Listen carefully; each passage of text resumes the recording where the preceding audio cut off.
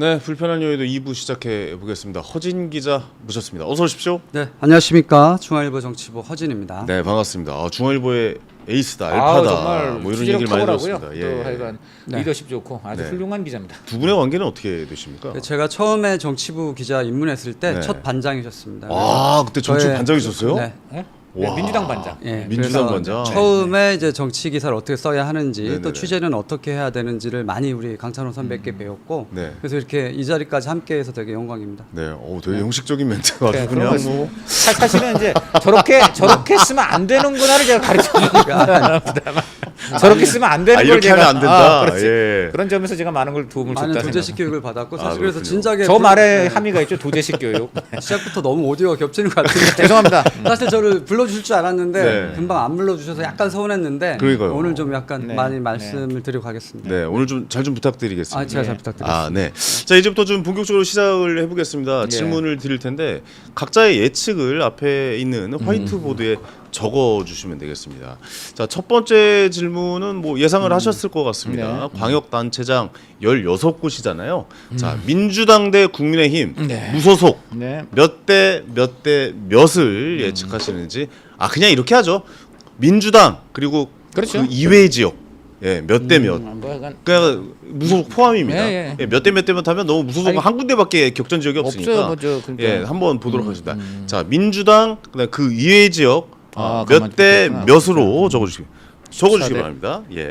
아, 이거 제가 참 이거 지워야 되겠. 지우는 게 요거지. 네네. 아, 좀 중요하네. 자, 과연 몇 대 몇이 나올지. 지금 초반에는 거의 뭐 15대 1이다, 뭐 16대 0이다, 뭐 이런 얘기까지 나왔었는데, 아, 이제 선거 6일 남았잖아요. 과연 두 분의 현장에서 뜨고 있는 이 두 분의 예측은 어떻게 될지 보도록 하겠습니다. 자, 적으셨나요? 뭐 이렇게 오래 걸려요? 빨리빨리 적어야죠. 아, 미안합니다. 예, 예, 예. 미안합니다. 자. 그거 건지는 건 없어요. 네. 알겠습니다. 자, 하나, 둘, 셋 들어주십시오. 자, 먼저 강찬호 의원님은 14대 1대 1입니까? 네, 14대 1대. 같이 적으라니까 14대 2로 적어야죠, 그럼요. 아니죠. 예. 그 무소속이 하나 있으니까. 아니, 그러니까 예. 무소속도 같이 적어. 어쨌든 아, 예, 예, 14대 예. 1대 1. 허진 기자님은 10.5대 5.5대 1. 아, 굉장히 좀 복잡하게 적으셨네요. 그러니까 무소속까지 합해서 네네. 5.5고요. 국민의힘만 봐서는 4.5. 0.5는 왜 적었는지 차차 설명을 드리겠습니다. 네네. 네, 0.5를 적었는데. 그래도 국민의힘이 꽤 선전하는 것으로 적으셨네요. 아무래도 상대적으로 우리 강찬호 논설위원께서 네. 국민의힘의 그 압도적인 패배를 많이 예상을 하고 계신 것 같아서 네네네. 제가 그동안 이 프로그램을 지켜보면서 네. 좀 아무래도 균형을 전제를, 잡으려고 약간 더 그 국민의힘의 희망적인 네네. 그런 수치를 적어봤습니다. 아, 좀 구체적으로 한번 들어가 보겠습니다. 네. 강찬호 의원님은 14대 1대 1인데 의외의 결과를 적으셨어요. 굉장히 좀 국민의힘이 선전할 거라고 생각을 제가 언제 그런 적이 있습니까? 생각을 했는데 제가 언제 그런 적이 있어요? 누가 봐도 그래 보여요. 아, 정말 너무하네. 근데 14대 1대 1이면 거의 네. 민주당이 압승이네요. 합승이라고 좀 봐요. 이건 1대 1은 뭐 어디 경북과 이런 이제 경북은 아마 국민의힘 갖고 갈 것 같고요. 그다음에 전북이죠. 전북이죠. 그러니까 두 개의 북 여기가 이제 저 민주당이 못 먹는 거죠. 네, 그럼 네. 부산, 서울 이런 거 다 지금 저 부산도 위험하다고 봐요. 부산도 안 부산, 된다고 서울 봅니다. 다 위험하고 네. 뭐 울산, 경남도 박빙의 차로 이거 위험하지 않을까. 모든 게 다 네네. 위험하지 않을까. 네네. 네. 그리고 최근에 보면 경남하고 울산이 또 굉장히 눈에 띄는 게 막판까지 안 될 것 같던 단일화가 어저께 돼버렸어요. 네네네. 그런 반면에 사실 어디보다도 단일화가 더 긴급한 곳은 평택이거든요. 네. 근데 평택은 뭐 제가 좀 이따 이제 그건 또 제목을 깜짝 따로 인터뷰 예, 예. 이제 저 내용 따로 알려드리겠습니다만 할게요. 예, 예. 황교안 유이동 여기가 좀 안 되고 있어요. 음. 그래서 이런 모든 것들이 하여간 그 막판까지 굉장히 국민의힘한테 정말 안 되는 집안은 정말 뭐가 정말 다 안 되는구나 이런 걸 지금 저는 이렇게 보는 것 같습니다. 압도적인 네. 패배가 될 것이다라고 압도적인 봅니다. 패배가 우려된다. 예, 우려된다? 우려된다는 표현도 위험하네. 압도적인 패배가 예측된다. 네네. 여기는 뭐 별 재미가 없어요. 왜냐면 네. 그냥 우리가 알고 있는 내용들을 얘기해 주신 거고. 근데 너무한다. 허진 기자님께 재밌을 것 같아요. 아 저는 그 지금 상대적으로 지금 정치부에서 주로 여론조사를 담당을 하고 있어요. 직접 네네. 조사하는 것도 그렇고 이제 다른 회사에서 하는 여론조사를 실제 계속 스크리닝을 하고 매일 보고 있거든요. 저는 숫자에 근거해서 말씀을 드리는 겁니다. 사회과학적으로 접근을 해보면 일단 경북만 말씀하셨는데 대구도 사실 전세가 완전히 뒤집혀졌어요. 대구도 사실 뒤집혀졌다. 그래서 국민의힘에서 대구, 경북 두 자리 가져가는 거의 확실하다고 보고 네. 이제 경남까지 ARS까지도 희망적으로 봅니다. 왜냐하면 면접에서 약간 벌어지는 것도 있지만 ARS에서도 상당히 많이 앞선 조사들이 나오고 있고요. 경남도지사도 국힘이 가져갈 수 있다라고 보시는 저는 거예요? 그렇게 봅니다. 오. 그리고 이제 하나 더 이제 충남이 저는 가능하다고 보고 있어요. 충남이 국힘이 네. 가능하다고요? 예. 왜냐하면 그 막판에 사실 초반만 해도 김태흠 지사가 김태흠 네. 후보죠. 박수현 후보에 비해서 많이 밀리는 결과가 많이 나왔었는데 최근에 많이 추격을 했어요. 사실 여론조사를 볼 때 절대적인 수치를 보는 것도 중요하지만 그 추세가 중요하잖아요. 그런 측면에서 봤을 때 김태흠 지사가 많이 올라왔다. 네. 그리고 그 중에서 그냥 숫자 전체가 올라온 게 문제가 아니라 지금 충남에서 기초자치단체장 여론조사도 함께 실시하잖아요. 네. 사실 충남에 약간 군 단위 지역들 있지 않습니까?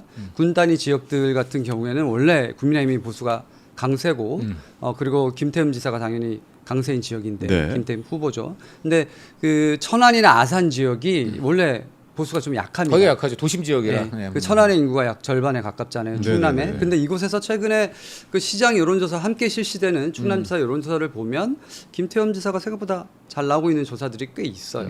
그래서 국민의힘 내부에서도 이 충남에서 좀 기대하는 흐름이 있고 아니 근데 잘 나오고 있는 것은 그러니까 많이 붙었다 네. 정도로 잘 나오고 있다 이잖아요. 그러니까 한 그렇죠. 번도 뒤집거나 이런 여론조사는 안 나온 걸로 알고 있거든요. 아니요. 뒤집어진 것도 아주 나오고 일부는 있나요? 있어요. 아주 그래서, 일부가 있습니다. 네, 오늘도 뭐 뒤진 결과가 나오고 있고 상대적으로는 그러니까 이걸 뭐 약 열세라고 봐야겠죠. 그런 상황은 맞는 것 같은데 네네. 추세가 일단은 기사가 좋다는 거고 좀 이따 말씀드릴 전북이랑 연결지어서 말씀을 네네. 드리려고 하는 거예요. 네. 사실 충남이랑 전북은 인접해 있잖아요. 뭐 군대 혹시 어디 나오셨어요? 군대요? 안 나오셨나요? 저 은평구청 나왔습니다. 아, 그래요. 네. 저는 그 육군 병장 출신인데 네. 논산 훈련소에 가면 논산 이렇게 아, 그거 까딱고개 얘기하시려고 넘어가면 전북이죠. 거기가 바로 전북이에요. 아니요, 그 네. 충남이랑 붙어 있어요. 맞습니다. 그래서 네. 두 분이 그 충남 분이랑 전북 분이랑 사투리를 쓰잖아요.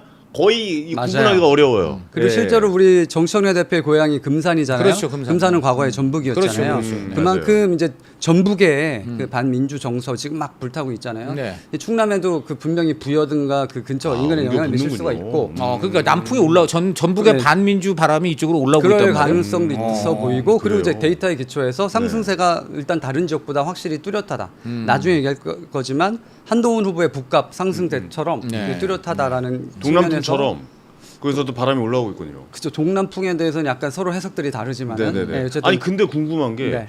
전북에서 바람이 올라오는 건 그것도 어차피 민주당 바람 아니에요. 아니 근데. 반민주당이죠. 전북에서 김관영 지사. 반정청래 바람이죠. 아니 반정청래. 김관영 지사도 결국에는 아니 근데 좀 민주당으로 다르죠. 들어간다 지금 얘기하는 거 민주당의 아닙니까? 레드카드 꺼낸 거니까 예. 다르죠. 이 약간 김관영은 뿌리는 자 민주당이었지만 그럼 다시 그런 거예요. 얘기하겠습니다. 네. 그러면 친청의 바람이 아니라 친 약간 이제 이게 진행자께- 명예 바람입니까? 진행자께 이거 말씀드리면 예, 예. 이 바람이 전부라는 게 아니라 그런 영향도 끼칠 수가 있고 그러니까 통계적으로 봤을 때 충분히 상승세가 많이 있다. 그리고 국민의힘 내부의 기대도 있다. 아까 네네네. 제가 서두에 말씀드렸죠. 그렇죠. 아무래도 강천 선배가 훨씬 더 그 저는 어두운 그렇지 않습니다. 우울한 전망을 하시니까 상대적으로 그냥 균형을 맞추기 위해서 네네네. 국민의힘 내부에서는 좀 어떻게 보나 이런 의견을 드리는 건데 충남이 희망을 걸고 있는 분들이 좀 있다. 아 그렇군요. 예, 예. 네네. 그런 측면에서 말씀을 드린 겁니다.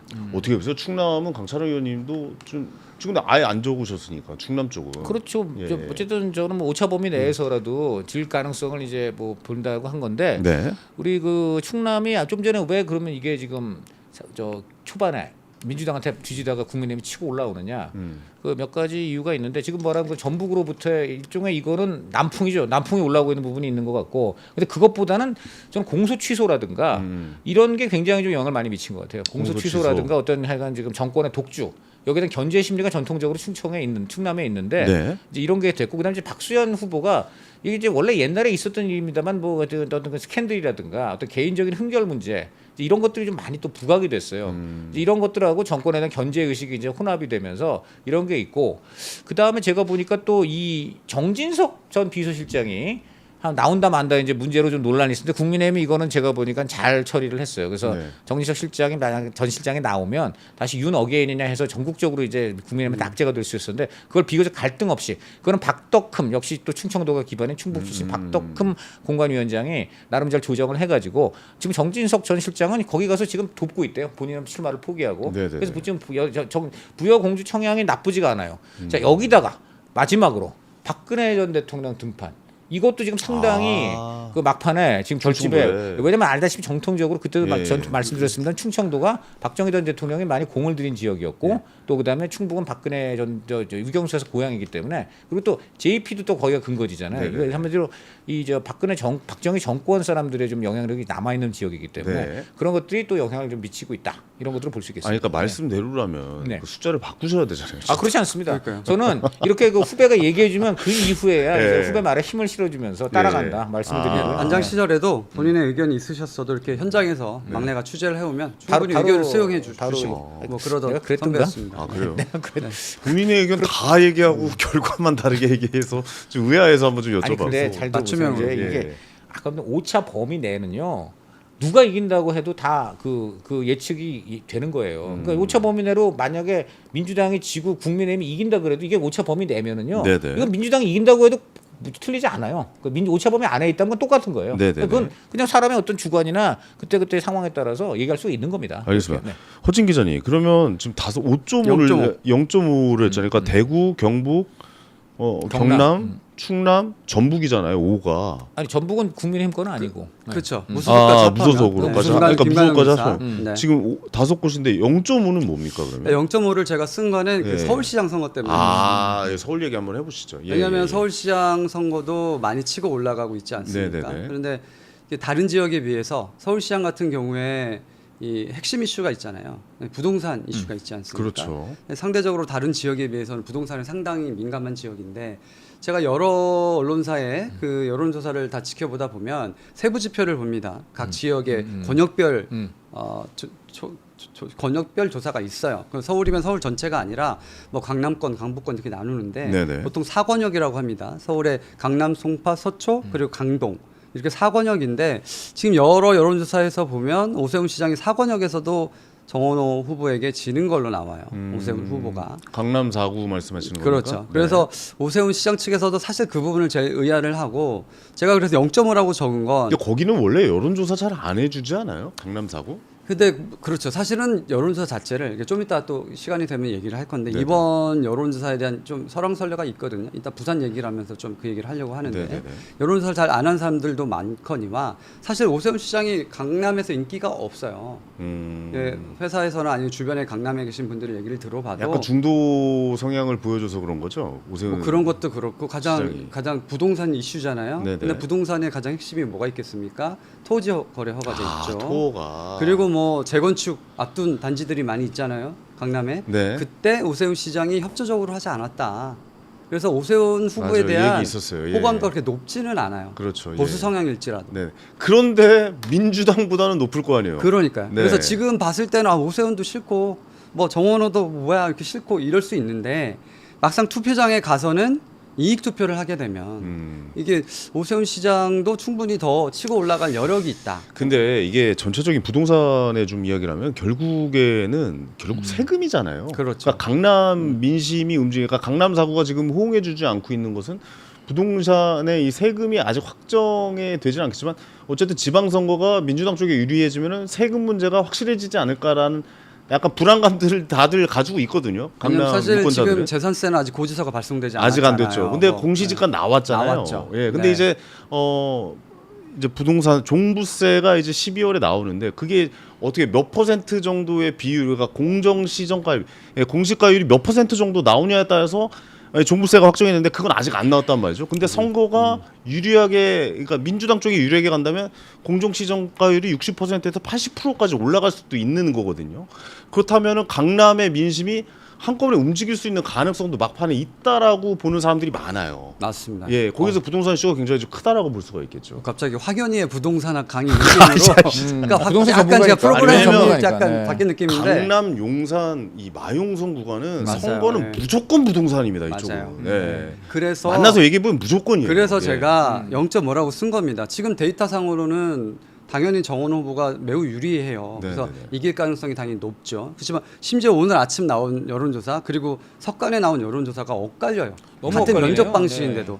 그러니까 제가 굉장히 엇갈리더라고요. 진짜. 데이터로만 보면 당연히 정원호 후보의 승리라고 예측을 하지만 마지막에 2010년처럼 만약에 강남에서 오세훈 후보에 대한 비호감을 털어내고 그래도 둘 중에 누구 고르냐 하면 오세훈 후보를 고르게 되면 이게 막판에 결집이 될 수 있다. 이런 측면 때문에 0.5라고 한 겁니다. 제가 데이터로 자신 있게 말할 수는 없기 때문에 다시 말씀드리지만 네네. 우리 암울한 전망을 하는 강찬호 선배와 달리 약간은 좀 균형을 맞춰서 전망을 하자면 그렇다는 겁니다. 그렇다면은 예, 말씀하세요. 그렇다면은 전체적으로 이제 말씀해 주신 건 서울에서 아직까지 불안불안하지만 만약에 강남에서 몰표가 나올 수 있다면 오세훈 후보의 당선 가능성도 크다라고 보시는 거군요. 그래서 국민의힘 내부에서는 기대가 많이 커졌다가 사실은 그 이틀 전이죠. 사고가 이틀 전에 있었죠. 서수문 고가 사고 때문에 약간 어려워졌다라고 말을 하는 사람들도 있어요. 추격을 상당히 하다가 네네. 하필이면은 또 깜깜이 직전에 여론조사가 집중적으로 그렇죠. 진행이 되는 그 시점에 사고가 났기 때문에 약간 그런 우울한 전망을 하는 경우도 있는데 어쨌든 희망적으로 그쪽에서 보는 관점에서 보면 이렇다는 겁니다. 알겠습니다. 강선호 의원은 서울 네. 막판 민심 어떻게 될 거라고 결국은 보십니까? 지금 서진 기자가 아주 잘 얘기를 했는데 강남 4구 여기에서 막판 투표율이 얼마나 나오느냐. 그게 굉장히 중요할 것 같아요. 강남 네. 4구의 투표율이 보통 얼마나 이런 경우 이제 나오느냐. 오세훈 시장 서울시장 선거는요. 그 새벽 3, 4시까지도 막 그 당락이 결정 안 되는 경우가 꽤 있어요. 예전에 대표적인 한명수 게 그게 바로 한명수 오세훈이었어요. 오세훈 후보. 2010년인데 그때 이제 오세훈 시장이 계속 뒤지다가 마지막에 이제 강남구, 서초구 그 투표함이 열리면서 막 뒤집어졌죠. 추격을 시작해서 마침내 깻잎 차이로 이기는 이제 그런 결과를 갖고 왔거든요. 네네네. 이번에도 아마 그 강남이 만약에 그 막판에 좀 전에 그렇게 부동산 이익 투표로 결집을 해서 많이 나와 준다면 그러한 그 깻잎 차이 승리를 오세훈 시장이 할 수 있지 않을까라는 게 이제 국민의힘 생각인 것 같고 네. 문제는 이제 그 이 부동산 이슈를 중점적으로 해서 이제 공략을 해 왔는데 소소문 사건이 터지는 바람에 이게 안전 이슈로 전환되고 당분간 공세를 부동산 공세를 지금 하기가 좀 쉽지가 않아진 상황 뭐 이런 건 있을 수 있는데 네. 결국은 그런데 부동산 이슈라는 거는 어떤 일회성 이슈가 아니거든요. 저는 이미 그런 의미에서는 표심은 상당히 서울 시민들은 서로 이미 결정하지 않았겠느냐. 그렇다면 이제 마지막 관건은 투표장에 얼마나 나오느냐 여기에 달려 있다고 보겠습니다. 네. 결국 중요한 건 부동산 세금이 어떻게 가느냐가 뭐죠? 제일 세금, 중요한, 집값, 네. 뭐 그다음에 이제 또 강남 전월세 4구는, 분들은 네. 또 이제 큰 틀에서 이번에 그런 얘기 좀 나오죠. 또 하나의 문제는 그때 집값이냐 항상 이건 항구적인 이슈입니다만 지금 전월세 대란 이거는 좀 이번 선거에 또 다른 또 새로운 이슈죠. 그렇죠. 이런 것도 또 맞아요. 이제 이 전월세 때문에 이제 고통받는 분들 많거든요. 맞아요. 오세훈 후보 측이 그걸 집중적으로 공략을 해왔는데 이 부분이 또 얼마나 투표에 반영될지 이것도 사실은 또 굉장히 관전 포인트입니다. 사실 선거가 2달만 늦게 됐으면 아까 우리 진행자께서 말씀을 했지만 사실 뭐 공정시장가율이나 뭐 이렇게 다 결정이 됐다 하더라도 사람의 심리가 묘합니다. 이렇게 어디 부동산 가더라도요. 여기 분명히 뭐 개발된다라고 하고서 살 때랑 실제 삐까뻔쩍한 건물이 들어서고 나서랑 그럼요. 사람들이 그 구매 욕구가 달라지거든요. 네네네. 근데 실제 그렇게 할 거라고 하지만 그 고지서가 날라온 거와 그냥 그 접속을 인터넷 가서 접속을 해야 알 수가 있잖아요. 네네네. 그러니까 사실 선거가 2달만 늦었으면 그게 훨씬 더 강하게 미쳤었는데 아직까지는 고지서를 직접 받아보지 않았기 때문에 그러네요. 약간의 그런 차이가 있다고 봅니다. 아직 세금이 나온 것과 그렇죠. 나오기 전과는 다르죠. 선거 표심에 다르게 영향을 줄 수 있다. 그렇게도 평가를 하시군요. 그 마지막에 이제 사전 투표가 내일인가요? 네, 네, 네. 네. 그럼 오늘 이제 오세훈 후보랑 정원호 후보랑 토론하잖아요. 예, 밤 11시에 예정이 되어 있습니다. 그렇죠. 그거 예. 어떻게 보세요, 허진 기자님은?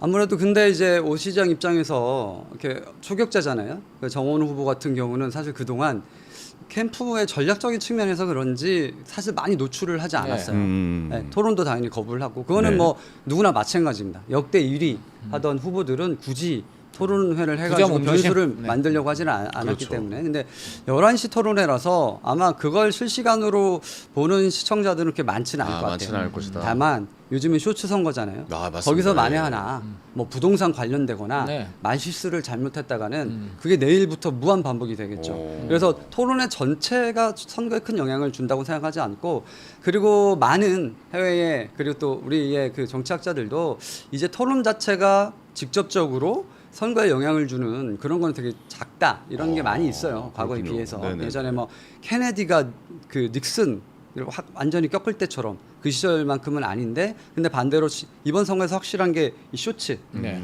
사실 하정우 우리 부산 북가 민당 후보의 손털기 이게 무한 반복이 됐잖아요. 맞아요. 그런 것처럼 토론에서 그런 부분들이 만약에 노출이 되면 실망스러운 게 둘 중 후보 한 명에게 노출이 되면 그건 치명타가 될 수도 있겠죠. 야 닉슨 얘기까지는 그 닉슨 케네디는 사실 그때만 해도 우리가 영상을 접할 수 있는 환경이 별로 이렇게 없었기 보시면 돼요. 때문에 그러니까 그렇죠. 지금은 이 쇼츠가 신문물이나 네. 첨단 매체가 된 거고 그때는 TV였죠. TV였죠. TV가 처음으로 나온 거기 때문에 그렇죠. 토론을 볼 수 있는 게 네. 별로 없었죠. 그때 처음으로 대선을 야 저렇게 우리가 대선 후보를 우리가 TV로 볼 수 있는 거야? 해서 사람들이 몰려든 거니까 그렇죠, 그렇죠. 그때는 그게 최첨단 맞아요, 매체였던 거고 맞아요. 지금은 이게 이제 첨단이자 이게 이제 가장 보통의 매체가 된 거니까 똑같은 겁니다. 그런 그리고 점에서. 저는 어떻게 보면 토론이 정원호 후보에게 유리할 것 같아요. 맞아요, 오히려 그럴 수도 왜냐하면 정원호 후보가 그다음에 쇼츠가 말을 좀 잘 이렇게 버벅거린다거나 이런 영상이 많이 돌아왔는데 이번 토론에서 정원호 후보가 말을 또박또박 잘하고 잘 받아치는 모습이 조금만 나와도 말 잘하네라는 게 나올 것 같아요. 그 대표적인 사례가 네. 2022년 대선 때 국민의힘 경선 때 네. 홍준표 당시 경선 후보가 맨날 그랬잖아요. 윤석열 당시 경선 후보에게 맞아요. 내 토론만 하면 막 한 방에. 한 방에 막 맞아요, 간다 맞아요. 막 기억납니다. 이렇게 예. 계속 했잖아요. 네네. 기대치를 너무 높여놓은 거예요. 근데 막상 화면에 섰는데 윤석열 전 대통령 같은 경우에 맞아. 윤석열 후보는 예. 약간 덩치도 괜찮고 막상 내용을 아는 것과 모르는 것 상관없이 자신 있게 답을 했단 말이에요. 근데 반대로 홍준표 후보 같은 경우 약간 노세한 게 노출이 됐어요. 예전보다 토론이 덜 그렇죠. 재밌다 약간 그런 게 있었어요. 예. 그 총기도 확실히 그럴 수밖에 없는 맞아요. 거니까. 예전보다. 그래서 기대치를 너무 높여놓는 게 꼭 좋은 건 아닙니다. 아 그렇군요. 어쨌든 오늘 밤 11시에 토론도 저는 뭐 네. 밤새도록 볼 생각이거든요. 아, 예, 네. 재밌을 것 같다는 생각 좀 들기도 합니다. 서울까지 좀 네. 이야기를 나눠봤습니다. 서울은 0.5로 표시를 해줬고 네. 서울 당선도 좀 힘들 것이다라고 보고 계시고. 다 네. 모든 게 어려울 것 같아요. 알겠습니다. 자 이번에는 제일 관심이 많은 재보궐선거 지역으로 한번 넘어가 보도록 할게요. 먼저 평택을부터 가보도록 하겠습니다.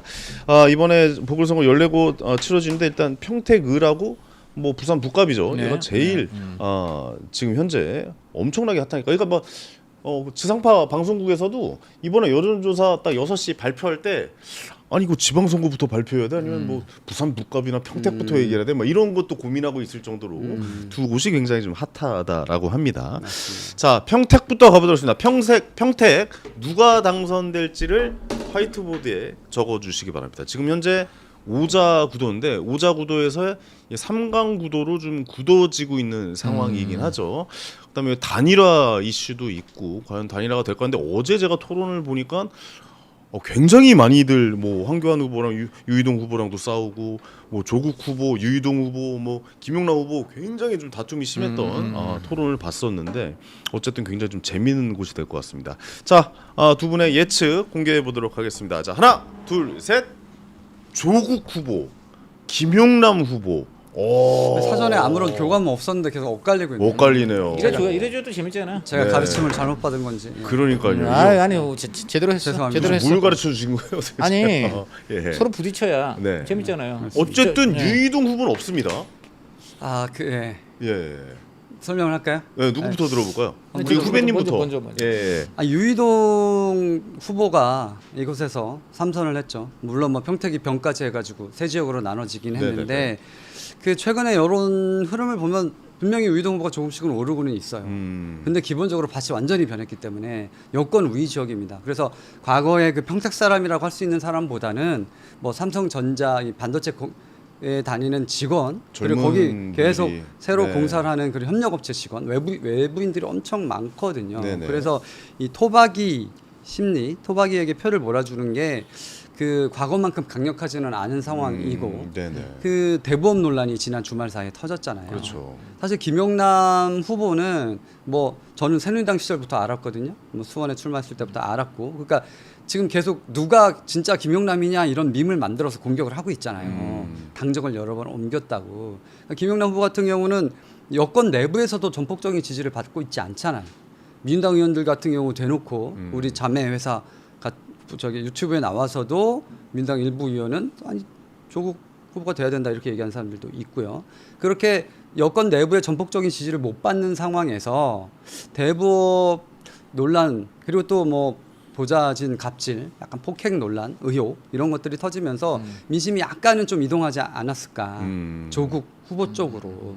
왜냐면 그러기엔 여론조사 결과 좀 지난 여론조사 결과에게는 건 상관없나요? 그렇죠. 예.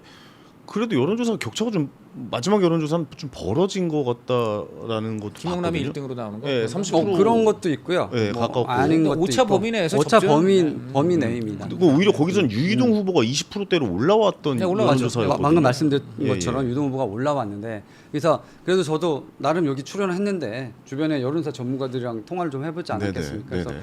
유이동 후보의 당선 가능성은 어떻게 보냐라고 음. 얘기하는데 황교안 후보의 지지세가 나름 또 견고하다는 거예요.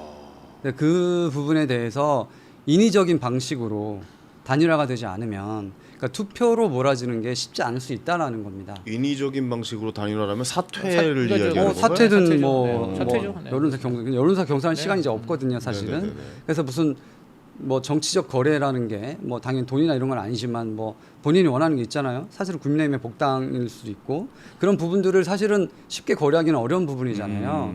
그래서 유이동 후보가 치고 나가고 있음에도 이제 만약에 여권 내부에서 팽팽하게 김용남 조국이 갈려져 있으면 모르겠지만 무게추가 조금만 쏠리게 되면 그러면 이제 여권 후보들을 넘어서기는 쉽지가 않은 상황이다. 일종의 지금 유이동 후보는 국갑의 하정우 비슷하게 된 거예요. 그러니까 지금 박민식 저 함동의 보수가 찢어졌는데도 네. 지금 하정우 당선 가능성이 높지가 않잖아요. 네네. 그거 비슷하게 된 거죠. 네네. 네, 그래서 좀, 아니 그러면 유이동 후보 입장에선 단일화 얘기가 나올 거잖아요. 그렇죠. 네. 네네. 지금 굉장히 심혈을 기울이고 있고요. 네. 어젯밤도 통화했는데 네. 제가 이렇게 유이동 후보한테 전화해서 야 안녕하세요 하는데 그럼 제가 질문을 처음 시작해야 되는데 본적 원인이 그래.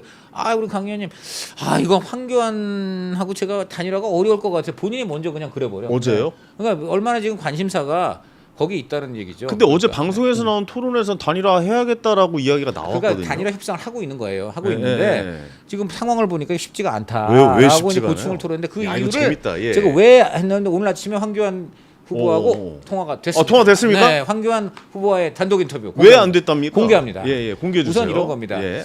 단일화 이거 어떻게 돼가고 있는 겁니까? 오, 네네. 그 단일화 해야지. 그렇죠. 예. 나로 단일화가 돼야지. 그런 거. 예, 예. 이게 결론이에요? 예, 그 이 취재 한 거예요, 이게? 맞아요. 본인 원인 다시 전해드린 거예요. 취재해봐, 다시 아니 전화해서. 이런 거예요. 그래서 그다음 자 그러니까 계속 말씀드릴게요. 진짜 인터뷰는 예. 끝까지 들어봐야지. 예, 알겠습니다. 저도 그 얘기를 해요. 그래서 네네네. 아니 근데 후보님 그래도 이거 격차가 유이동이 훨씬 많고 솔직히 좀 떨어지시는 거 아닙니까? 그런데 네네네. 그다음 말이 뭐냐? 뭡니까? 그 여론조사는 믿으면 안 돼요. 그래요. 네, 이 여론조사라는 그러면서 이 얘기를 해요. 나한테 말이죠. 네네네. 당신 황교안 당신이 나한테 돈 주면 네. 내가 여론 조정해 줄게. 이런 식으로 나한테 제안한 회사도 있어요. 내가 그래서 지금 그거 다 폭로할 거야. 이렇게 얘기하고 있어요. 그래서 지금 여론조사라는 거는 이분이 이제 부정 선거를 주장하셨는데 네네. 이제는 부정 여조. 그래서 이런 거기 때문에 그 여론조사에 기초해서 내가 아니, 근데 이렇게 이런 이제 입장이고. 저도 약간 황교안 네. 예. 말씀하시죠. 네. 황교안 전 대표라고 해야 되나요? 네. 황교안, 황교안 전 후보 국민의 지금 하시면 전 후보. 총리? 네. 예, 황교안 후보. 네, 후보죠. 저 예전에 제가 토크 콘서트 진행도 네. 한번 했었어요. 네. 황교안 네. 당 대표실 때 네. 그때 저는 이분 되게 재밌는 네. 분이다라는 걸 느꼈거든요. 뭐 예를 들어 요즘 목이 아파가지고 네. 제가 진지하세요? 굉장히 진지해. 되게 진지해요. 진지해. 그 저는 진지한 개그를 좋아해서 네. 제가 목이 아파서 프로폴리스를 먹고 네, 왔습니다. 네, 네, 이렇게 얘기했는데 네. 제가 목이 아파서 프로포폴을 먹고 왔습니다. 네, 네. 뭐 이런 얘기를 하시는데 네. 이게 너무 웃긴 거예요. 근데 그분의 특징은 네. 본인은 전혀 웃길 생각이 없는데 없어요. 네, 그래서 그런데 웃긴 이제 거예요. 그, 근데 네. 지금도 약간 예, 약간 그렇죠. 그런 걸로 생각을 해야 그다음에 되는 제가 건가요? 하나 더 물어봤어요. 네네네. 아니 그래서 지금 그럼 단일화인지 어떻게 좀 이렇게 그럼 안 될 것 같습니다. 그랬더니 네. 그렇지 않아. 왜요? 오늘 미국에서 나를 밀어주는 분들이 조만간 도착을. 그 미국에서 야, 이거 굉장히 사면타 맞았네. 아니, 예. 우리 너무 황교안 후보 얘기를 많이 하는 것 같은데 네네네. 비율적으로 따져봤을 때 이게 네네네. 현실적인 이유가 있다고 봐요. 당연히 그 유이동 후보 같은 경우 단일하게 하고 싶어하고 아니 솔직히 황교안 후보도 단일화를 원할 거예요. 그렇겠죠. 그런데 문제는 정치적으로 뭘 얻을 거냐의 문제잖아요. 얻어가는 게 일단 국감 있으니까. 얘기도 하겠지만 네. 얻어가는 게 있을 텐데 황교안 후보 입장에서는 국민의힘의 복당이겠죠. 근데 아니 당대당 그러니까 복당이란 표현보다 아마 당대당 합당을 원할 당대당 거예요. 수 합당이요? 합당이 아니라. 네. 쉽지 그러면은 않겠는데요, 그렇죠. 이 상황에서 지금 국민의힘 후보들이 전국적으로 추격을 하고 있는 이 네. 상황에서 황교안 후보를 평택을해서 합당을 시켜주는 게 평택을 선거에는 어떨지 모르겠지만 물론 유리하겠죠. 그렇지만 다른 지역 선거에서는 불리할 수가 있어요. 부정선거 세력하고 손잡냐 이렇게 되죠. 그렇죠. 네. 그렇기 때문에 그리고 오자마자 당연히 뭐 그렇게 하실 거 아닙니까? 그러니까 지도부 입장에서도 이거를 마냥 밀어붙이기가 어려운 거예요. 당 차원에서도 힘들겠네요. 그러니까 그래서 유이동 후보가 되게 답답할 텐데 네네. 그럼에도 아마 이게 다른 게 민당 후보들 같은 경우 이제 사전 투표가 끝나고 나면 사실상 효과가 없잖아요. 그렇지만 황교안 후보의 지지층은 본 투표를 하면 하기 상관이 때문에. 없습니다. 사실 본 투표 끝나고서도 단일화만 하면 사실 황교안 후보의 지지층은 거의 그대로 흡수가 아니, 가능해요. 본투표가 사전 투표. 그렇죠. 그러니까 사전 투표 이분들 끝나고 안 하니까. 네, 어차피 그렇게 안 하기 되는 거예요. 때문에 네. 아, 그 시간이 시간은 좀 벌었다. 남아 있어요. 그래서 네. 마지막 황교안 후보 인터뷰 마지막 부분이 이거예요. 뭐라 그러셨어요? 따라서 단일화는 네. 사전 투표 끝나고 본 투표 전날도 가능하다는 것이고. 오, 그건 그런 맞네요. 그다음에 오히려 그때가 더 적기고 사실 작년에도 황교안 후보 대선 후보로 나왔다가 김문수 후보로 단일화가 됐어요. 그때 어떻게 하냐면 본인이 딱 그렇게 했어요. 사전 투표 끝나고 그 다음 날, 그 다음 날 월요일 날 사퇴했습니다.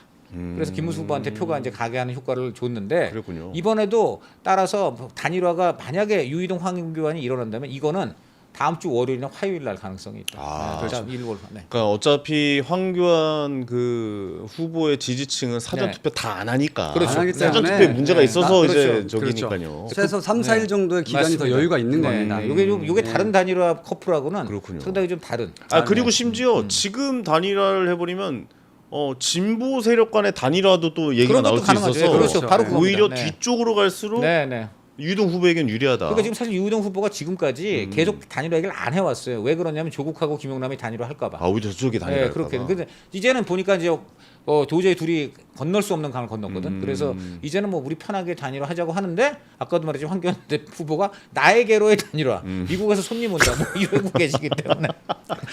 사면타를 빠바박 맞히니까 네. 정신이 없네요. 아 김용남 후보를 적으셨는데 마지막에 그거 한 번만 네. 살짝 짚어주세요. 네. 김용남 후보가 지금 계속 1위였고, 그렇죠. 네.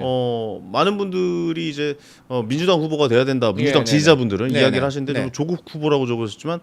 그래도 약간 좀 불안한 지점들이 네거티브가 계속 나오다 보니까 좀 네네. 타격이 좀 있어 보이긴 하거든요. 타격은 있어. 타격은 예, 예. 분명히 있는데 네. 저는 민주당이 두 가지가 포인트예요. 첫째, 지금 이 상황에서 정청래 지도부가 그럼 정말 사퇴를 시킬 거냐? 이건 아니에요. 이건 할 네네. 수가 없어요. 지금 구조상 할 수가 없어. 이거 명청 전제한 것도 관련이 됐기 때문에 그 친명들은 지금 김용남 사퇴시키면 지금 정청래 대표만 탄핵하자고 바로 나올 겁니다. 네네네. 그 정도로 지금 상황이 지금 갈등이 심각하기 때문에 그건 안 되고 그러다 보니까 결국 정청래 대표가 모양새를 만든 게 어저께 김용남 후보 불러서 소명을 들어봤다. 네. 이거잖아요. 네. 그리고 지금 김용남 후보하고 제가 어젯밤에 통화를 했는데 당에서는 다 내 소명 이해하고 넘어가는 분위기다 이렇게 됐어요. 그래서 이제 가는 거예요. 가고 아빠 오히려 이제 이 대부 이 문제 때문에 얻어 맞았으니까 우리 정말 김용남 후보 위기다. 표를 모아주시라. 그리고 조국 정말 비호감의 극치 아니냐. 그리고 그다음에 조국당 무슨 당입니까? 성비당 아닙니까? 해서 지금 그 성비 고발했던 강미정 이분이 지금 대변인으로 지금 나온다는 거 아니에요? 그래서 이제 막판에는 아마 네거티브 대 네거티브로 아마 그 평택의 마지막 그 진흙창 싸움이 이어지면서 그대로 이제 그 본투표 직행하지 않겠냐. 김용남 후보도 네거티브로 가는 겁니까? 왜냐면 본인 입장에서도 이제는 뭐 이제 물러설 데가 없군요. 물러설 데가 없는 거예요 지금 제가. 그리고 네. 그 김용남 후보가 유리한 포인트가 뭐냐면 지방선거잖아요. 투표율이 낮습니다. 네. 지난번 2022년 지방선거 투표율이 50% 간신히 넘었고 네네. 2018년에 60% 정도예요. 이번에 뭐 다시 높아져도 60% 정도가 아닐까 싶은데 지방선거는 그래서 줄투표를 해요. 네. 근데 추미애 후보가 압도적으로 좀 경기지사에서 그렇죠. 앞서고 그게 있죠. 있잖아요. 네, 그런 게 있고. 그렇기 때문에 조국 후보에 대한 열렬한 지지자가 아닌 한은 나와서 김용남 후보에 그냥 줄투표를 할 가능성도 있어요. 투표율이 낮기 때문에. 네. 그래서 사실 그래서 사실은 김용남 후보가 유리하다고 많이들 얘기를 하는 겁니다. 그리고 네. 유이동 후보가 개인적으로 제가 물어봤어요. 만약 조국하고 김용남 중에 누가 단일화가 되면 유이동 당신이 조금이라도 유리하냐 그랬더니 조국이라 그래요. 그런데 조국은 민주당 지지층에도 비호감이 꽤 있기 때문에 그렇다는 얘기를 해요. 이재명 같은 경우에는 이제 싫어하잖아요. 그렇죠. 그런데 예. 뚜렷하게 양분돼 있죠. 네. 예, 지금 두 측도 굉장히 좀 다툼이 있는 그렇기 때문에 상황이죠. 실제 그 신도시잖아요. 신도시에 있는 그 젊은 유권자 같은 경우에 막상 선거일에 투표를 안 할 수도 있어요. 네, 그럴 수가 그래서 있어요. 유이동 후보라고 제가 이름을 적지는 않았지만 어부지리가? 마지막에 그 팽성 뭐 이렇게 그 시골 지역에 있는 분들이 이제 집중적으로 해주시면 그 또 여론조사와는 좀 달라질 수도 근데 있다. 한 가지 정말 나는 눈에 띄는 게 정청래 대표예요. 정청래 대표 지금 우리 저 김용남 후보 우리 인터뷰 나와서 처음 공개했잖아요. 정청래 대표 오늘 나 후원회장 맡아준다. 기억납니다. 그랬는데 후원회장이 말이죠. 딱 한 번밖에 안 가. 그리고 그다음에 지금 그 이제 평택 관련해서는 조국 때리는 코멘트 딱 한 번밖에 안 해. 밑에 김관영 때리는 건 12번을 하면서. 그러니까 지금 정청래 마음이 어디가 있나? 의심을 받는 거예요. 정청래 대표 이러면 안 됩니다. 아니, 가서 정청래 대표 갔는데 뭐 옆에서 나가라 뭐 이렇게 하는데 어떻게 가요? 그래가지고 들어보니까 네, 네. 그것 때문에 마음이 되게 상했대. 상하죠 사람인데. 그래서 어떻게 생각하냐면 네. 좀 김용남 당원 아니야? 이것 때문에 김용남 그래서 화가 나서 안 간다는 이런 우스갯소리 듣는데 네. 말씀드리는데 그 당원들은 저 시킨 거 아니야 김용남 후보가? 그렇지 막 그렇게 이런 생각하는데 거. 그건 네. 아니고 이 전국에 있는 친명 당원들이 다 간 거예요. 네네. 네, 그런 분들이라도 갑니다. 네. 알겠습니다. 아, 평택의 얘기 여기서 마무리하도록 하겠고 진짜 평택은 뜨거운 평택. 네. 정말 누가 될지 모르겠어요. 네, 그렇죠. 네. 네. 저도 이게 어느 정도 뭐 이렇게 방송 보면서 저도 이제 고관여층이잖아요. 다 볼 거 아니에요. 저도 막 진행을 해야 되고 뭐 이러다 보면 관심이 많으니까. 고관여층 정도가 아니고 그 네. 플레이어 아니에요? 아, 저 무슨 플레이를 해요? 선거 개입을 무슨 말씀이십니까? 어쨌든 저는 은연중에 다 개입 보는데 있는 걸로 알아요. 다른 데는 다 어느 정도 아 이렇게 흘러가겠구나, 아 이런 그림이겠구나, 아 이렇게 가겠구나 생각하는데 평택은 진짜 몰라. 네. 어제도 제가 토론 보면서도 계속 막 분석해가면서 보고 있는데도 근데 답이 안 나오더라고요. 토론 재밌지 않습니까? 너무 재밌어요. 그렇죠. 네. 예. 역시 네거티브가 확실히 재밌긴 공격을 하고 약점을 파고들고 그럼요. 물고 뜯어야 아, 약간 재밌어요. 그렇게 우리도 예. 우리도 좀 그런 식으로 가보죠 뭐. 아, 전 어젯밤 자신 뭐야? 있습니다. 전 자신 있습니다. 알겠습니다. 자, 마지막으로 부산 북갑으로 넘어가 보도록 하겠습니다. 자, 부산 북갑 굉장히 뜨거웠죠. 지금 원래 1강 2중 체제였다가 뭐 한동훈 후보, 하정우 후보, 뭐 박민식 후보 이렇게 했다가 지금은 약간 여론조사 보니까 2강 1중 구도로 가고 있는 모습이긴 그렇죠. 한데 네, 굳어졌어요. 자, 이 세 후보 중에 어떤 분이 당선될지 예, 화이트보드에 적어 주시기 바랍니다. 여기는 오히려 좀 평택보다는 좀 윤곽이 좀 드러났다 그렇게도 좀 보는 분들이 많은 것 같고 여론조사를 뭐 워낙 많이 돌려가지고 예, 주민들의 원성까지 나오고 있다 뭐 이런 얘기까지 들었거든요. 자, 적으셨습니까? 네. 가보도록 하겠습니다. 자, 하나, 둘, 셋. 하. 요 얘기 좀. 하요? 그 제가 설명을 드릴게요. 여기는 왜 한동훈. 하까지만 예. 적었는지. 예, 예. 네. 먼저 말씀하십시오. 예. 뭐 저는 지금 아니 여기는 안 듣고 싶어요. 여기는 네. 너무 아, 뻔해서 예, 이거 여기 듣고 드릴게요. 뻔해서 그- 듣고 예. 싶은 거예요. 아니, 애초에 감정이 있어서. 아니, 이거는 너무 저기 뭐야 위원님 그 너무 그 다 아는 결과니까 오늘 되게 뻔하네요. 전체적으로 다. 오늘 아니, 아까- 오디오를 네. 너무 많이 차지하셔가지고 예. 저도 좀 말을 아니 할게요. 그 예. 이제 다 하세요. 다 하세요. 아니, 너무 뻔해 오늘 다. 왜냐하면 죄송합니다. 한동훈 후보라고 말씀하실 것 같아서 제가 또 일부러 이렇게 적었어요. 멋집니다. 아, 그렇군요. 저도 지금 나오는 여론조사로는 한동훈 후보의 기세가 대단합니다. 오. 한동훈 후보의 그 상승세가 상당하기 때문에 지금 여론조사 수치로 보면 당연히 한동훈 후보가 당선이 되는 거예요. 그럼에도 마지막 변수가 있다. 방금 말씀하셨지만 지금 여론조사를 하고 있는데 지금 중앙선거 여론조사 심의위원회에 등록된 공식 공표된 여론조사가 네네네. 거의 25개가 넘어갈 거예요. 며칠 전에 21개였기 때문에 그러니까 여론조사 그러면 그것만 합니까? 부산시장 또 뭐 북구청장 네. 거기 뭐 시의원 구의원 막 돌릴 거 아니에요. 네네네. 여론조사가 너무 많이 온다는 거예요. 아 지역 주민들에게 예. 그렇죠. 예. 그래서 지금 여론조사 업체에서 하는 말이 전화를 하면 면접원들한테 쌍욕을 한답니다. 아 그만 좀 해라 이 자식들아. 약간 뭐 이런 식으로. 젊은 층 같은 경우 특히 쌍욕을 하고 컴플레인을 세게 하고 왜냐면 이게 할당을 해야 돼요. 여론조사가 막 하는 게 아니라 전화 받으면 무조건 받는 게 아니라 네네네. 연령대도 맞추고 지역도 맞추고 하다가 보니까 그래서 여론조사 업체에서 하는 말들이 아니 여론조사 업체가 여론조사를 부정할 수는 없잖아요. 부정을 안 합니다. 한동훈 후보가 앞서고 당선 가능성이 가장 높다. 네. 그럼에도 일단 여론조사가 너무 과하게 돌아가서 다른 지역에 비해서는 상대적으로 조금 받는 분들이 받는 느낌은 있다라고 얘기를 해요. 네네네. 그렇기 때문에 이제 이 주장은 사실 국민의힘 내부에서 많이 하는 주장이기도 하죠. 왜냐하면 상대적으로 한동훈 후보의 팬덤이 강하잖아요. 네. 현장에 가는 우리 후배들 얘기를 들어보면 분위기가 압도적이라는 거예요. 아 한동훈 후보한테. 예, 왜냐하면 한동훈 후보가 막 유세차에 올라서 봉에 올라서 막 이렇게 하잖아요. 약간 뭐 거의 뭐 봉춤 네. 추듯이 이렇게 맞습니다. 좀 이렇게 확 이렇게 그리고 무슨 약간 돌면서 이렇게 뮤직비디오의 하더라고요. 한 장면처럼 뭐 횡단보도에서 막 한동훈을 막 걸어가면 다 같이 막 뛰어가고 이런 것도 하고 맞아요. 예. 분위기는 압도적이래요. 일종의 악대차 효과죠. 밴드웨건 효과가 있기 때문에 현장에서 지나가는 뭐 무조건 한동훈 후보가 대세다. 이거는 전혀 틀린 예측이 아닌 겁니다. 그럼에도 가능성이 있다고 하면 방금 얘기한 것처럼 여론조사에서 지금 그리고 또 하나 이건 전통적인 건데 총선 여론조사는 원래 예측이 좀 어려워요. 왜냐하면 작은 지역을 돌리다 보니까 그건 뭐 아. 이거는 그 일종의 뭐 법칙처럼 돼 있는데 총선 여론사는 맞추기가 어렵다는 거거든요. 사실 500샘플을 주로 돌려요. 그게 법적으로 여론조사에서 공표할 수 있는 최소 하한치. 샘플입니다. 500샘플을 돌리는데 총선은 좀 맞추기 어렵다는 게 있는 거예요. 그렇군요. 그리고 아까 그 평택에서도 마찬가지지만 줄투표. 지금 사실 전재수 후보가 본인의 원래 지역구였잖아요. 본인의 원래 지역구 북갑에서 박형준 후보를 훨씬 이겨요. 그런데 하정우 후보가 그거를 훨씬 못 가져가요. 그래서 오늘 뭐 보니까 오후에 5시 30분인가에 집중 유세 한다고 하더라고요. 네. 원래 그 예전에 2012년 대선 때도 박근혜 당시 새누리당 후보가 그랬거든요. 공식 선거 운동 기간 전에 TK부터 갔어요. 포항. 제가 그때 현장 취재를 했었는데 그때 네네. 이렇게 얘기를 했어요. 그 대선 기간에는 다시는 못 올 것 같다. 왜냐하면 거기는 무조건 뽑아줄 거니까. 네네네. 열세 지역을 많이 가는 건데 사실 전재수 후보가 북값을 신경을 안 쓰고 딴 데를 가야 되는데 사실 지금 약간 서로 피해를 보고 있는 상황인 거거든요. 그러네요. 왜냐하면 하정우 후보가 좀 잘 나오면 훨씬 더 편해지는 겁니다. 그럼 합동 유세를 하고 있다. 그럼에도 그 선거 투표장에 가면 줄 투표할 가능성은 여전히 남아 있고 그리고 또 그 적극 투표층에서는 하정우 후보의 지지율이 더 높습니다. 그건 여론조사에서 나오고 있어요. 네네.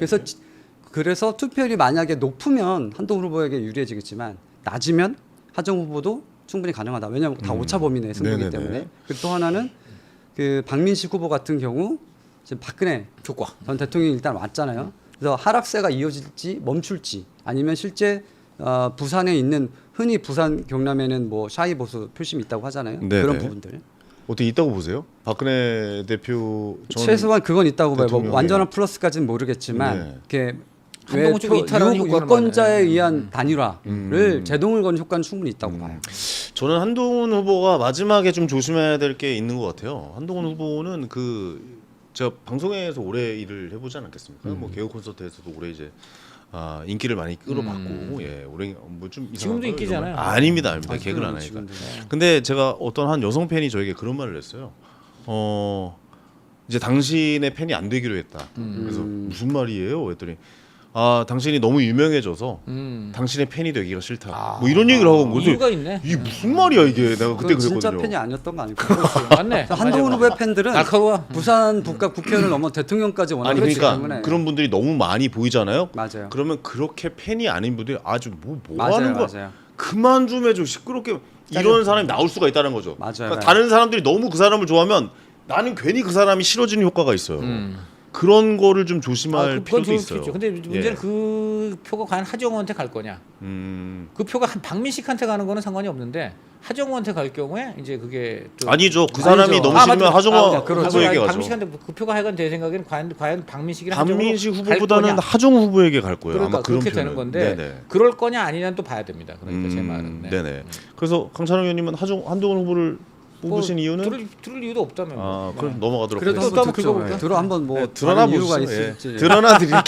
저는 간단한데 지금 네. 제가 보니까는 이 구도가 지금 네. 처음에는 이제 하정우가 앞서고 박민식, 한동훈이 엎치락 뒤치락 하다가 네네. 어느 순간부터 이제 한동훈 치고 올라오면서 박민식이 접어들었죠. 뒤처지다가 네. 결국 2강 1중되고 최종적으로는 2강 1약 수준까지. 왜냐면 이제 박민식 후보가 20을 유지하고 있다가 10몇까지 내려가는 것들이 계속 나오잖아요. 반대로 한동훈의 경우에는 30대 초반 중반에서 심지어 지금 40 넘어가는 것까지 나왔어요. 네네. 그리고 하정우의 경우에는 30대 후반 정도 있다가 지금 30대 후반을 유지하지 못하고 중반으로 내려오는 경향. 이런 것들이 있거든요. 네. 요 정도 되고 지금 무응답층이나 이런 것들은 거의 다 셋 다 합쳐보면 무응답이나 이런 게 굉장히 숫자가 적어요. 여기는 꽉 찼다는 거예요. 이제 여기 표심을 정한 지금 어느 정도 표심 저는 이 구도가 굳혀졌다고 봅니다. 네, 알겠습니다. 그래서 그렇게 얘기하는 겁니다. 저는 개인적으로 박민식 후보는 지지율 20% 넘을 것 같습니다.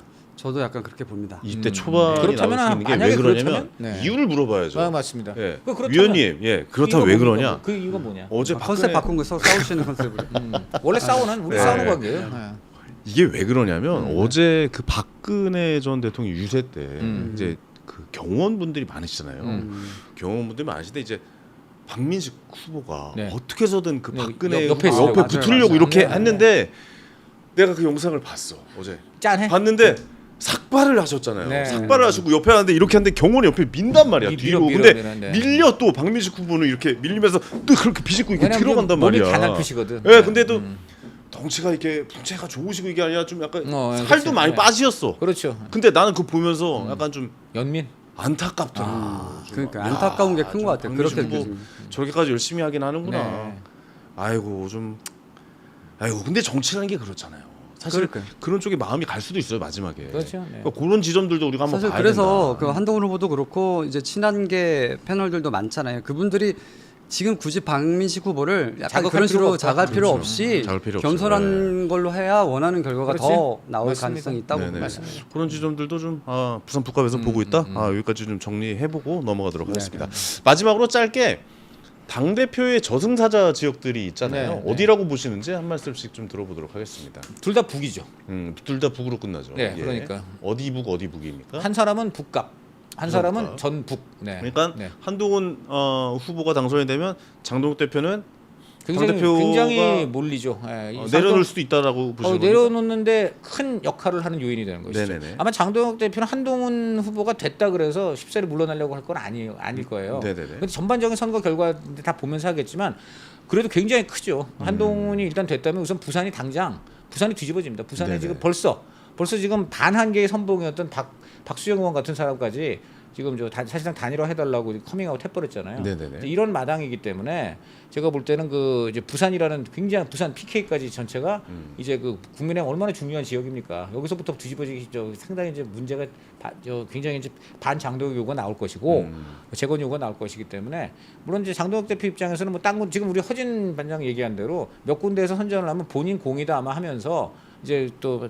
치고 나가려고 하겠지만 어쨌든 장동혁 대표 입장에서 굉장히 뒷목이 땡기는 이제 그런 것을 볼 수밖에 없고 그 다음에 이 전북은요 이거는 지면은 이거는 저 전선의 대표한테는 재앙 중에 재앙입니다. 이것은 왜냐하면 이번처럼 유리한 구도가 어디 있었어요. 이렇게 국민의힘 대표가 사실상 자기 당 도와주고 있는 그런 상황인데 이런 상황에서 대통령 지지율 60%인 상황에서 딴 데도 아니고 텃밭 전북이요 전남 광주보다도 호남에서 네. 권리당원 비율을 보면 더 많다는 얘기까지 나올 정도로 그래요? 텃밭 중에 텃밭이에요. 근데 여기를 무소속한테 진다? 근데 무소속한테 진 이유가 뭐다? 자기가 불공정하게 제명을 한 것 때문에 졌다. 이렇게 되기 때문에 네네. 이게 지금 친명들을 아주 벼르고 있어요. 이거 그리고 지금 친명들 내심으로는 김관영 후보 다 지금 내심으로는 지금 응원하고 있습니다. 그러니까 이게 전북이 이게 여기는 이미 전당대회예요. 그리고 김관영 후보는 목숨 걸었어요. 뭘로 목숨 걸었냐? 네네. 나 뽑아주면 정청래 아웃시키겠습니다. 지금 이러잖아요. 그러니까. 우리 나와서 그랬잖아요. 이거 프레임을 잡았더라고요. 네, 정청래 대 김관영 나간 거예요.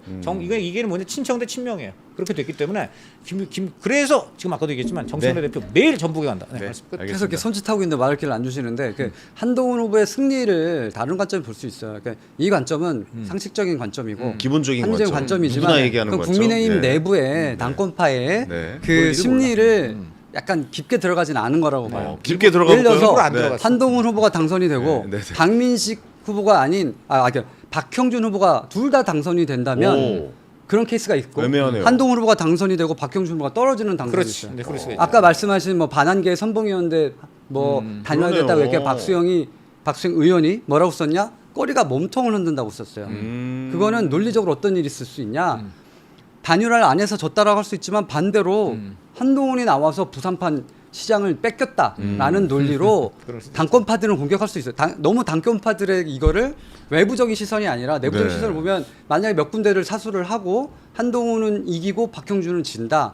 그 상황은 되게 오히려 더 복잡할 수가 있어요. 그 이 경우의 수를 따져봐야겠네요. 아니 근데 네. 웃기는 건요. 반대로 네. 박형준이 이겨도 그것도 네. 또 당권파가 주장할 거예요. 아니 내가 박형준 개소식에 가서 응원하지 않았냐. 네네. 그리고 우리 박근혜 대통령도 아. 이제 큰 틀에서 장동혁 응원해 준 거고. 근데 여기에 그러니까 더해서 서울까지. 네. 서울도 지금 국민의힘 덕분에 이겼다 지금 이런 소리를 지금 김민수 최고위원이 하고 나선 한 걸 번도 안 보니까 왔는데? 그런데 서울에? 사실 서울은 정말 할 말이 없는 게 네. 자, 도움이 안 된다고 오세훈 후보가 어디서 얘기했습니까? 바로 이 불편 여의도입니다. 제가 볼 때 불편 여의도가 이번 선거의 결정적인 대목을 매듭짓는 중요한 발언 전부 여기서 나왔다. 그만 듣도록 하겠습니다. 아니 말이 맞지. 그리고 그래서 네, 하여튼 그래서 그런 맞는 얘기. 그래서 아마 그런 논쟁이 장동혁 있을 거예요. 프리로 치른 선거에서 오세훈이 이기면 장동혁 할 말이 없음에도 불구하고 지금 할 말이 있다고 나서고 있잖아요. 네네. 이런 겁니다. 그렇죠. 그 경우의 수가 애매하긴 하네요. 그러니까 그래서 그걸 단편적으로 이렇게 되면 저렇게 되고 이렇게 되지 네. 않다고. 왜냐하면 그 정도 권력욕이었으면 이런 상황까지 오지도 않아요. 그렇게 쉽게 이게 결정이 될 거였으면 그렇기 때문에 한동훈의 당선이 무조건 그렇게 되는 게 아니고 예. 다른 지역이 어떻게 되느냐에 따른 조건부다라는 네네. 측면이 들고요.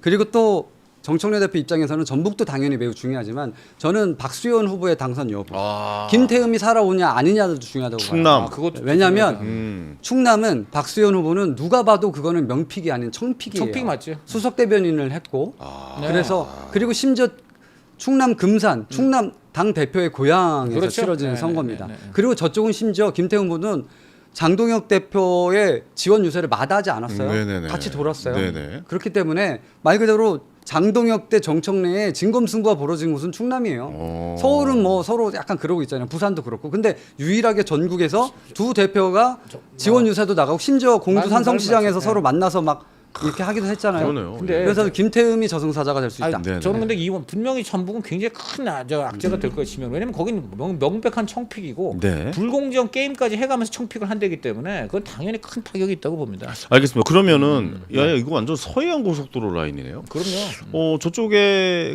그럼 충남도 떨어지고 만약 그러니까 우리 이프 그냥 만약에 누가 떨어진다는 거니까. 아 그러니까 민주당에서 민주당이 떨어진다. 충남 안 되고 그러니까 전북에서도 이제 무소속이 되면 정청래 대표는 둘 중에 하나만 안 돼도 당 대표의 타격이 위상에 큰 거죠. 타격이 아니, 크다. 아니 당 대표는 전당대회는? 전당대회에서 타격 안 될 가능성이 크다. 아니 그래도 그럼 전북은 뭐 민주당이 되고 충남이 떨어지면요. 그런 이제 경우의 수가 복잡해지죠. 복잡해지죠. 서울은 또 이기고 뭐 이래 버리면 네네네. 책임을 묻기가 어렵고 그러면은 애매한 책임. 민주당의 승리는 어디까지 볼 것이냐의 문제가 있어요. 네. 아니 절대 다수로 보면은 10개가 넘어가는데 민주당이 승리라고 주장할 수도 있죠. 그런데 2018년을 기준으로 하면 그 국민의힘은 그때 2개밖에 못 얻었어요. 사실은 2개가 그래서? 아니라 3개예요. 네. 원희룡 지사가 그때 그때 무소속으로 무소속이었지. 나왔기 때문에 맞아요. 범보수권은 3개였는데 그러네요. 그렇기 때문에 그때 비교하면 패배가 확실하고 그래서 이게 단편적으로 우리가 얘기하는 것만 쉽게 될 거냐. 그리고 그러면 정청래 대표가 그렇게 쉽게 물러나려고 하면 그 반대의 힘도 엄청 세야 됩니다.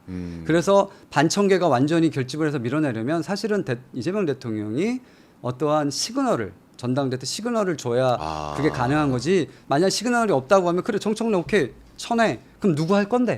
라는 다른 문제에 봉착을 하거든요. 그래서 양쪽의 당권 문제는 글쎄 선거에 물론 당연히 영향을 많이 받겠죠. 그렇지만 세부적인 승리 대역 어떻게 승리하고 어떻게 지느냐에 따라서 그 당권에 미치는 영향은 다를 수 있다. 저는 이렇게 봅니다. 한 가지 포인트만 말씀드리면 이번 평택에서 가지만 얘기하세요. 네, 알았습니다. 예. 김용남 후보가 네. 이번에 사퇴론이 나왔음에도 네. 지금 버티는 배후에는 청와대도 있다. 청와대가 저 조국과의 단일화 절대 안 된다는 기준이 분명하다. 네. 알겠습니다.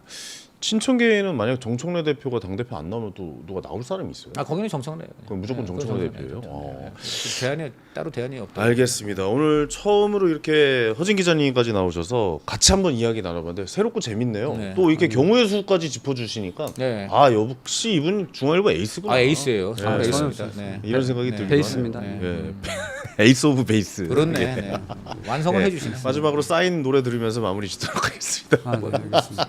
아, 뭐 마지막도 하고 싶은 말. 저를 위한 노래가 있나요? 네, 나중에 LP바 가서 같이 네, 듣도록 네, 하죠. 예, 그렇게 예. 하죠. 네, 알겠습니다. 아 네. 자주 좀 나와주세요. 바쁘시더라도. 아니, 안 불러주셔서 못 나온 거고요. 아, 그래요? 네. 불러주시면 뭐. 아, 그냥 다음번에 너무 교체 재밌었어요. 제가 교체 당하는 분위기가 아니 그렇지 않습니다. 그렇죠. 항상 모시고 강철 선생 모시고 예, 나왔습니다. 두 분과 같이 해야 즐겁다는 점 네, 네, 말씀드리도록 하겠습니다. 오늘 시간 여기서 마무리 짓고요. 저희는 다음 주 화요일 날 오전 10시에 또 인사드리도록 하겠습니다.